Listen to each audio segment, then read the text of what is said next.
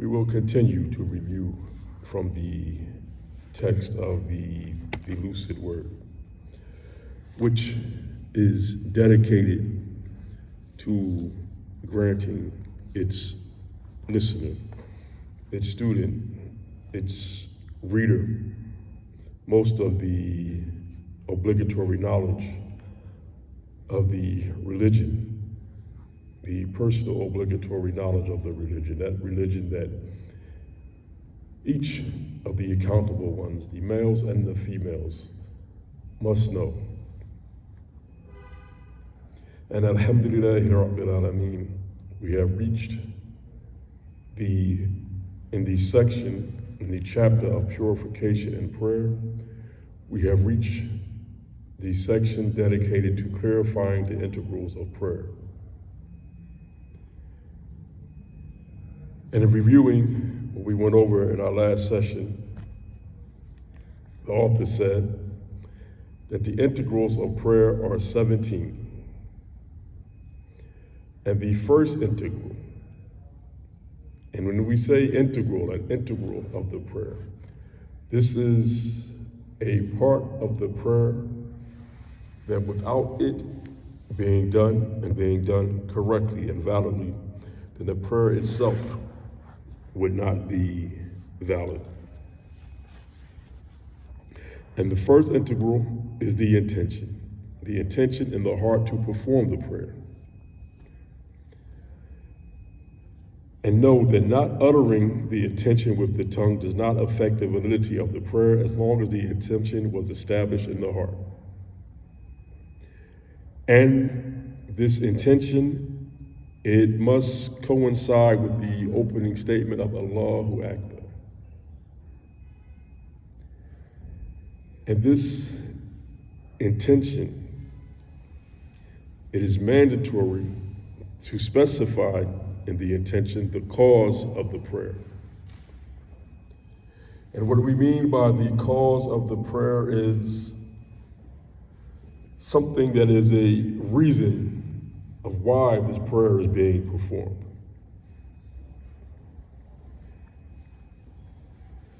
And this is the case if the reason why this prayer is being performed is because of that, a particular cause. Examples given is like the eclipse prayer or the drought prayer. These are prayers that are performed because a specific thing happened, like an eclipse, whether a solar eclipse or a lunar eclipse.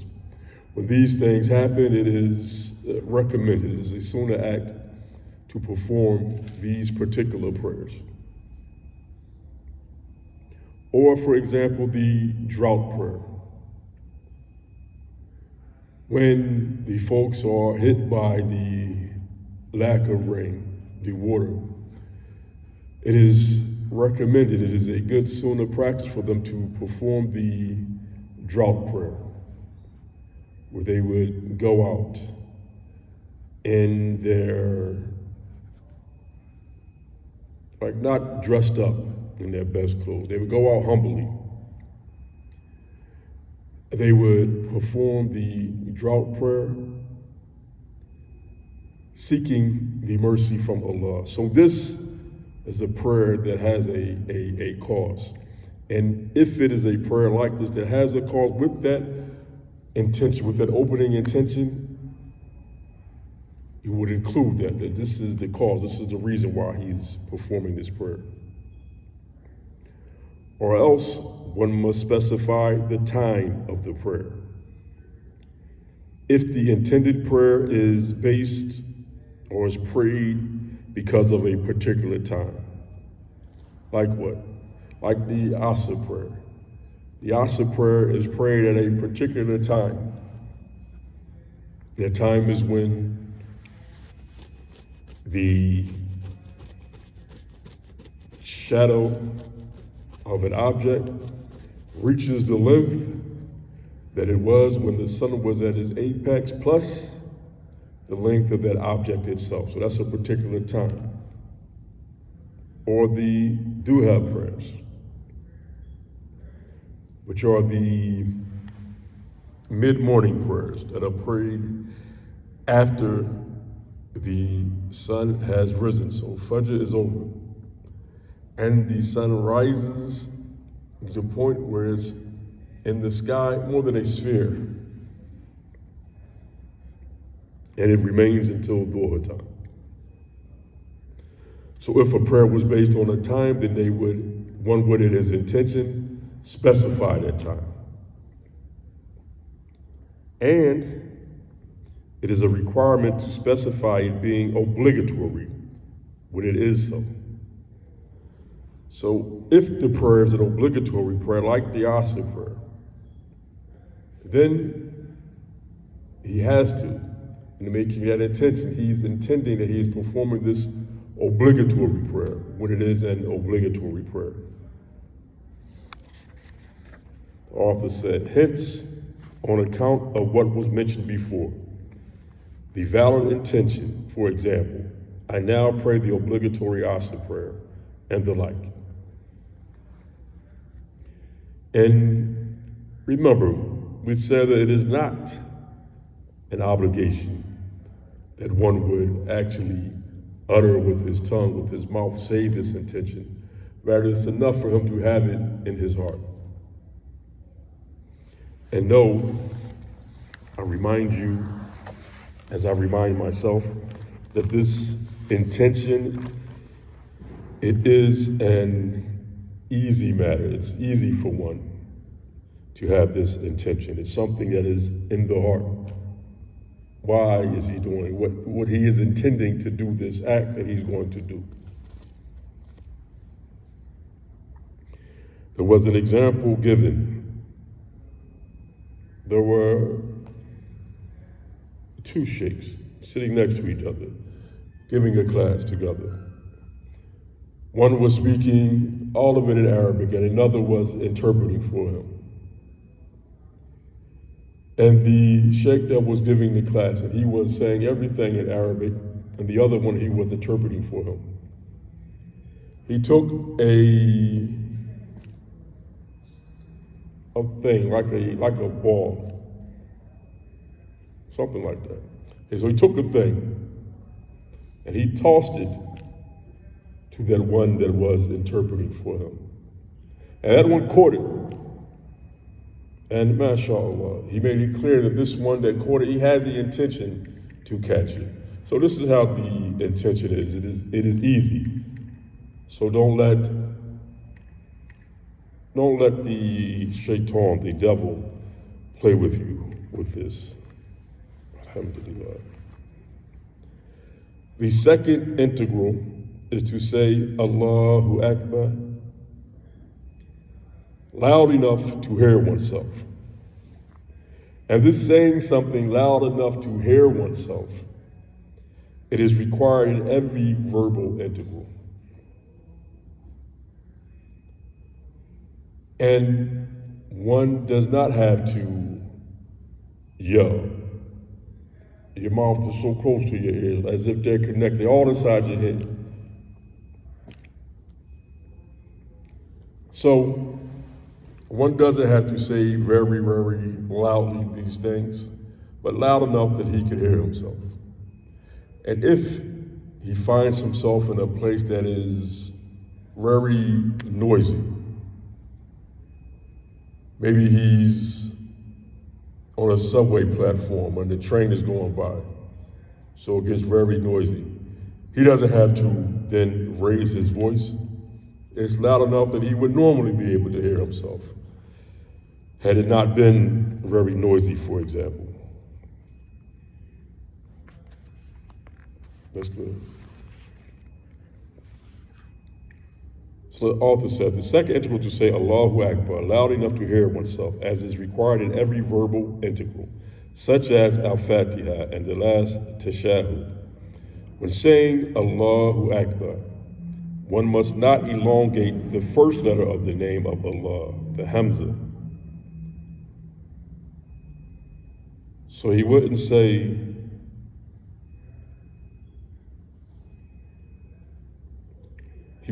with that elongated, like Allah. Akbar. He wouldn't say it like that. Nor would he elongate the letter Ba of Akbar. Also, one must not add the letter Waw before the word Allah, or between the word Allah and the word Akbar. So he wouldn't say Wallahu Akbar. He wouldn't say Allahu Akbar.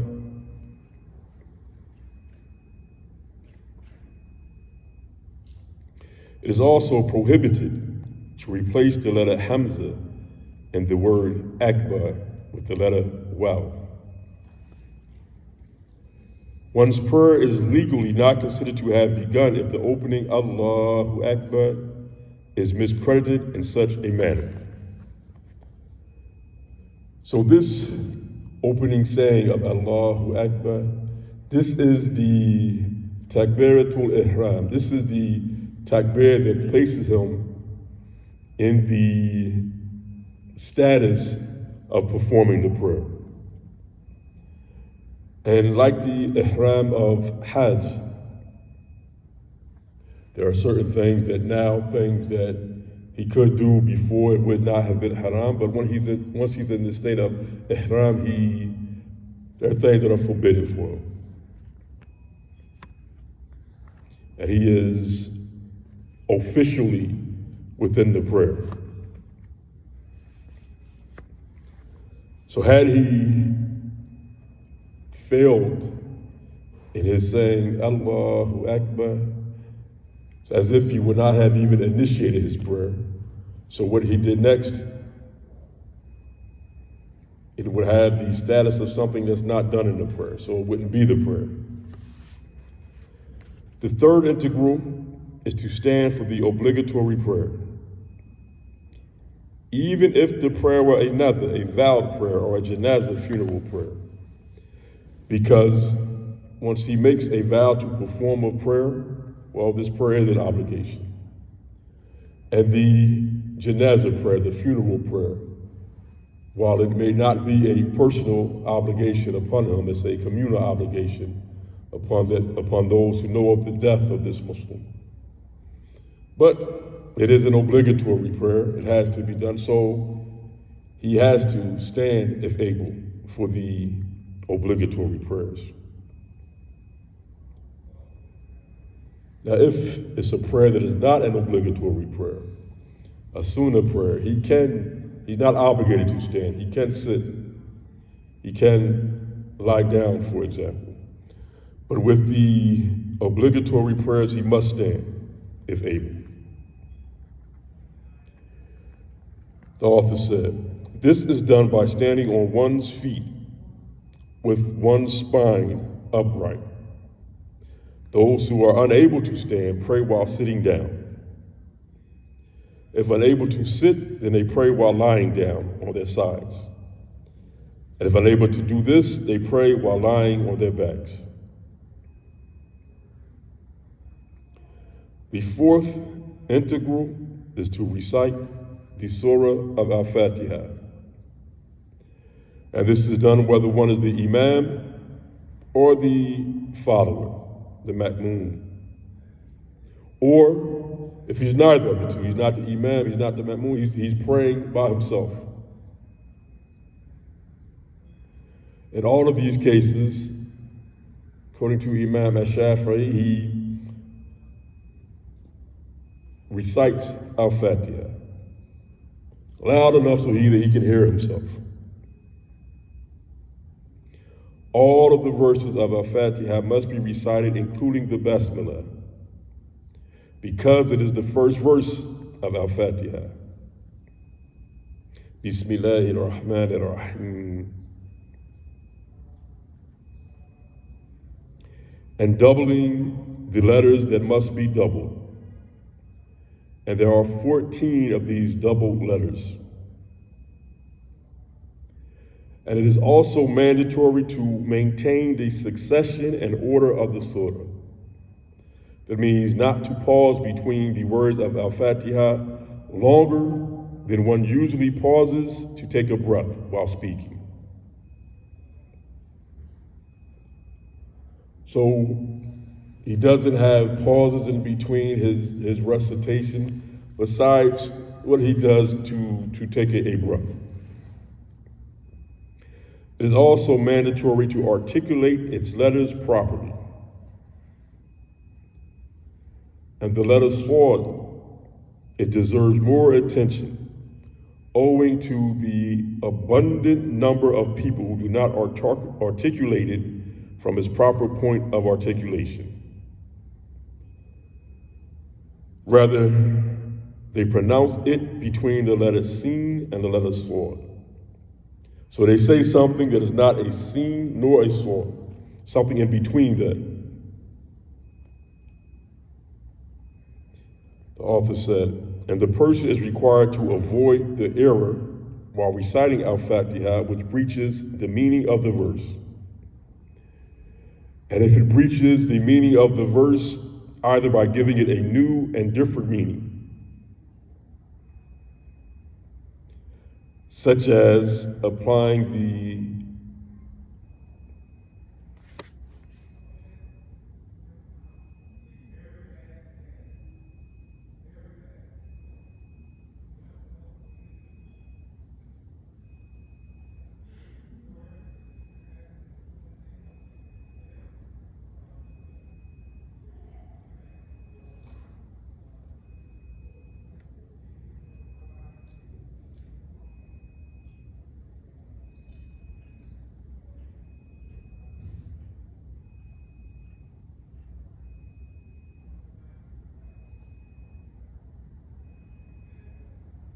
the author says, such as applying the u of Dhamma, or the e vowels, a kasra, to the letter ta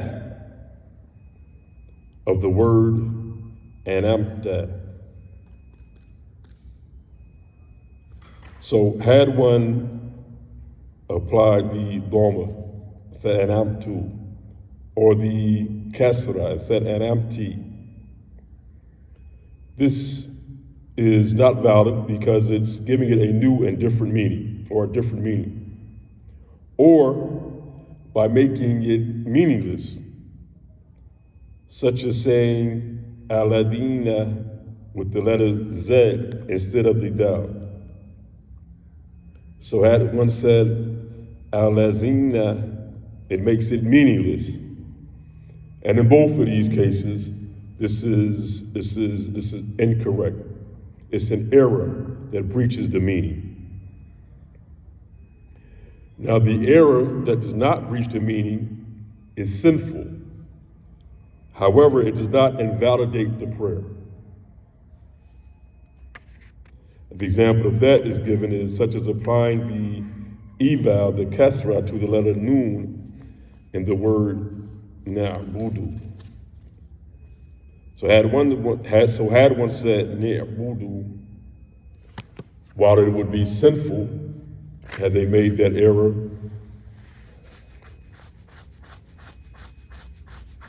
it would not invalidate the prayer. Was that clear? Alhamdulillah. The fifth integral is al-ruku', that is to bow. And this bowing is done without bending the knees excessively. But they would bow to the point where one's palms could reach his knees. So if he were to put his palms on his knees, provided that their body parts are proportionate and free of deformity. So had one had very short arms, for example, it's not the case that he has to bend extra low so that his hands can reach his knees. Rather, he bends like one who had normal size arms would bend.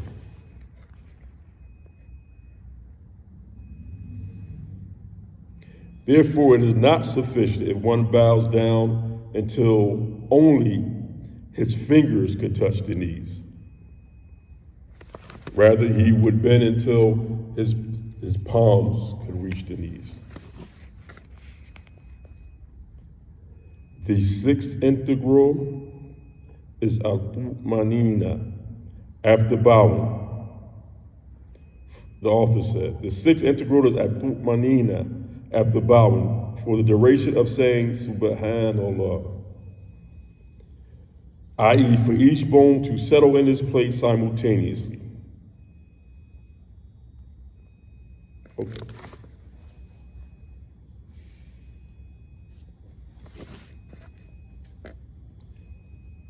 So, he goes to ruku'. He has to be still, be settled. As the author said, long enough for one to say Subhanallah.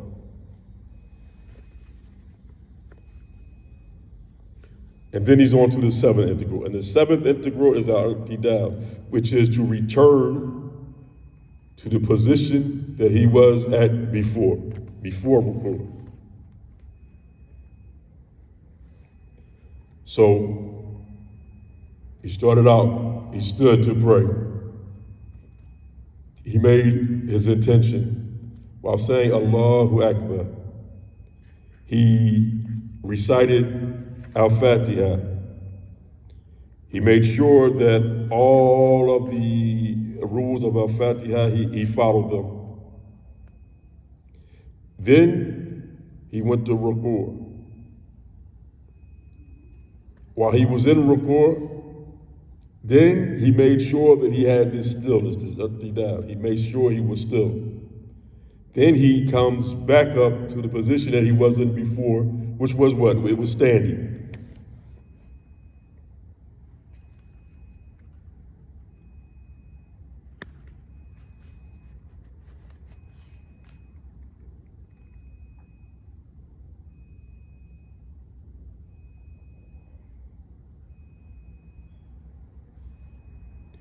Or what if this person, before he made ruku', he wasn't standing? And maybe it was an optional prayer. Maybe he is unable to stand. He was sitting. So he comes back to the position that he was in before he went to ruku', which was, in our case, he was sitting.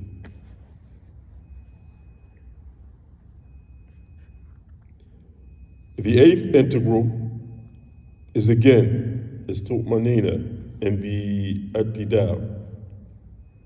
So he came back up, he stood back up. Again, he has to have this stillness of his bones. He has to have this settling.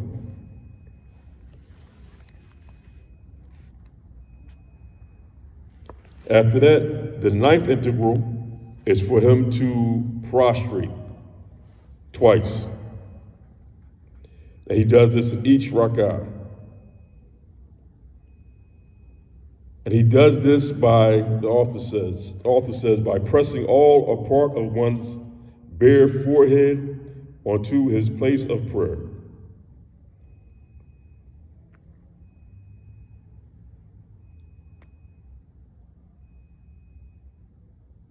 Okay. The author said, i.e., the place on which one prostrates. Pressing the forehead on the place of prostration is carried out in such a manner that if there were cotton underneath the forehead, the cotton would be compressed and the downward pressure of the forehead would be felt on one's hand if it were underneath the cotton. Is that clear? Alhamdulillah. That makes sense? Yeah. Alhamdulillah. Okay. So I just want to say a little bit about what we just talked about. MashaAllah. So this pressing, alhamdulillah, it is accurate. But again, if maybe, which was my case, if maybe you've been praying 10, 15 years, and you never heard that, and then all of a sudden you heard, oh, one has to press, don't let it frighten you, don't let it get you into an uproar. Can you imagine a time that you would go to sujood and your head wouldn't be, as this is called, pressed where if there were a piece of cotton beneath you, it wouldn't smash down. It's hard to even imagine that.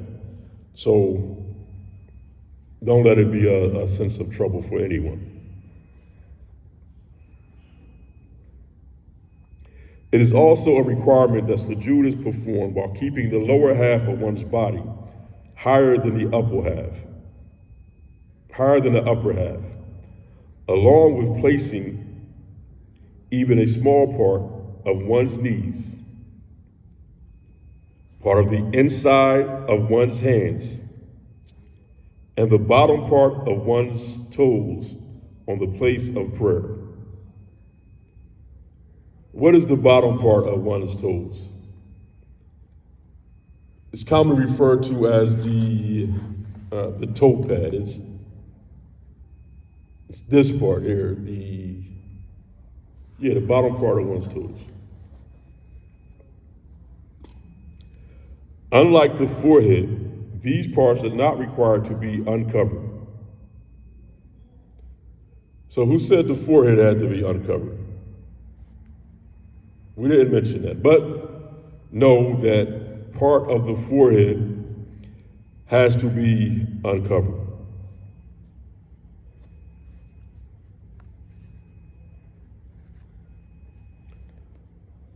The author said, some non-Shafi'i scholars, namely the Hanbali scholars, said that this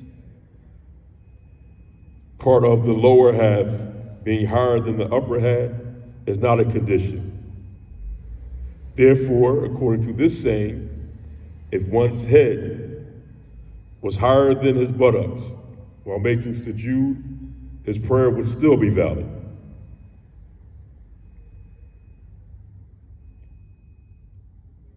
But alhamdulillahi rabbil alameen,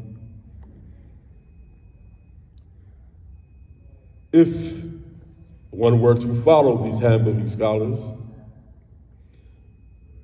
still, if he was safe, and he made sure that his lower half was higher than his upper half, it would be valid in the Hanbali school as well as in the Shafi'i school. He would be safe by that. Yet the author, the Sheikh, he mentioned this for a reason, to make you aware of this. The 11th integral is to sit between the two prostrations.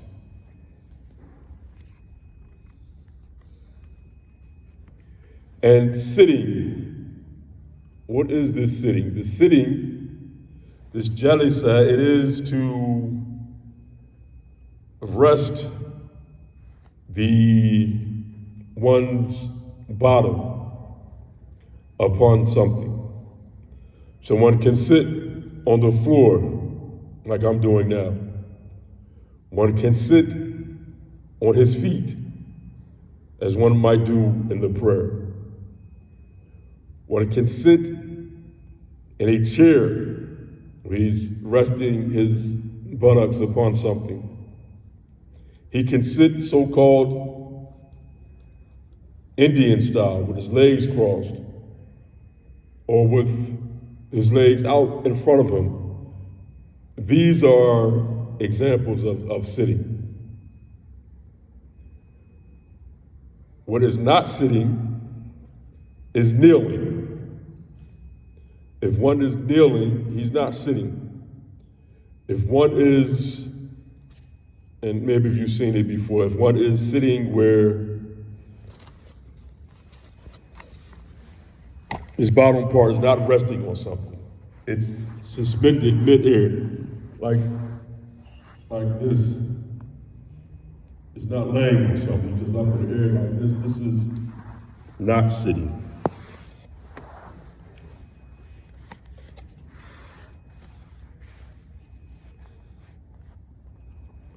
The 12th integral is to have this tumanina in this sitting. So again, while he's sitting, he would rest. his bones would be settled, rested. And it's author mentioned long enough to say, Subhanallah. The 13th integral is to sit for recitation of the last tashahhud and what follows it, namely, as-salatu ala nabi, and the closing salam. So that sitting, that 13th integral, is for the final, the last tashahhud. So if it was for the Fajr prayer, he would do that after the second rak'ah, this obligation. The with Maghrib, he would do it after the third rak'ah, this obligation. And if it were the other prayers, would be after the fourth rak'ah. The 14th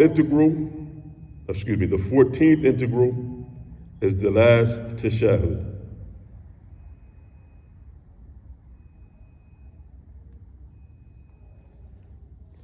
And this is where he would sit and he would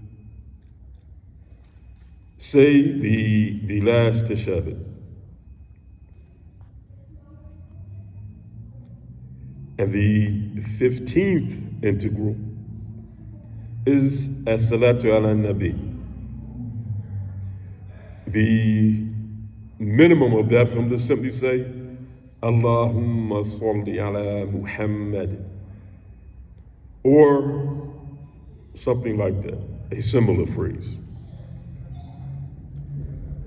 The 16th integral is the first of the two salams. And the minimum of that is he would simply say, Assalamu alaikum. And when he says this, he is required to say the salam with the first word being definite, the definite article. As-salamu, and the second word with the attached plural pronoun. Assalamu alaikum.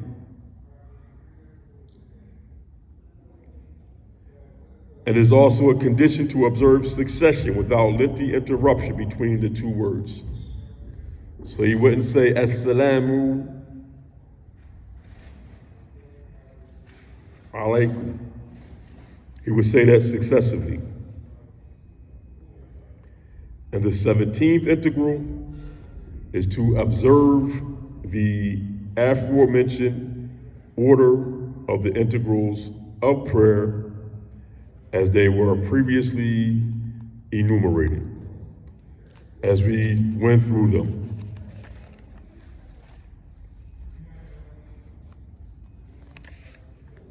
Now you see, when we talk about this maintaining the order, you see that there are things that happen together, like the standing, like the takbiratul ihram, like the intention. These are done together, so there isn't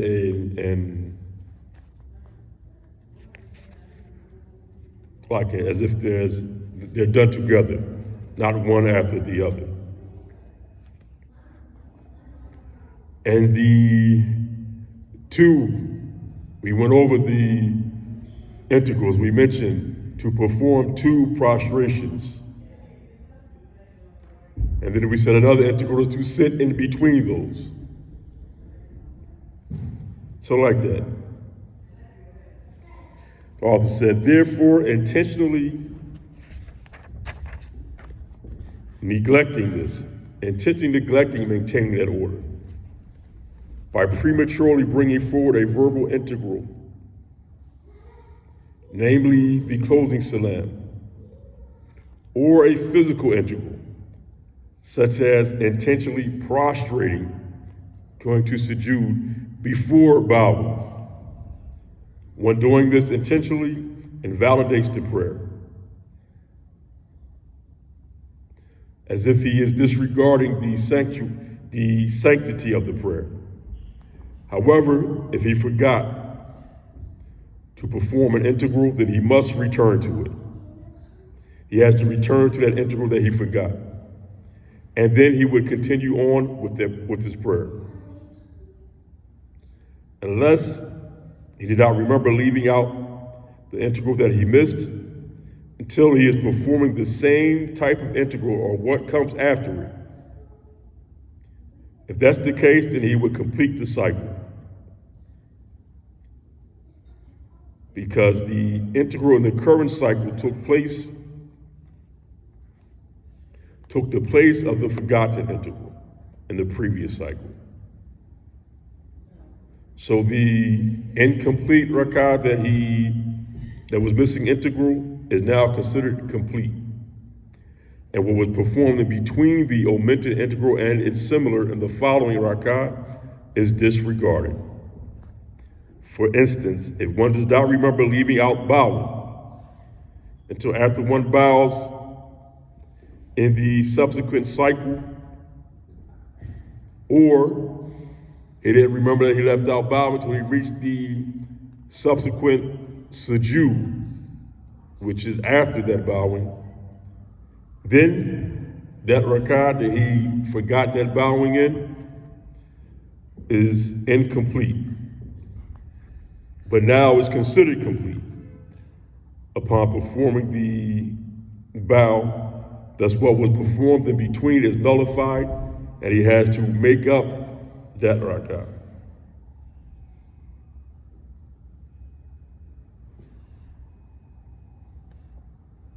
Are there any questions about that?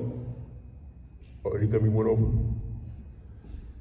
Barakallahu feekum wa jazakallahu khair. And let's end with that tahleel wa salah ala nabi. La ilaha illallah. La ilaha illallah. La ilaha illallah. Allahumma salli ala Sayyidina Muhammad wa ala alihi wa sahbihi wa sallim. Allahumma salli ala Sayyidina Muhammad wa ala alihi wa sahbihi wa sallim. Allahumma salli ala Sayyidina Muhammad wa ala alihi wa sahbihi wa sallim.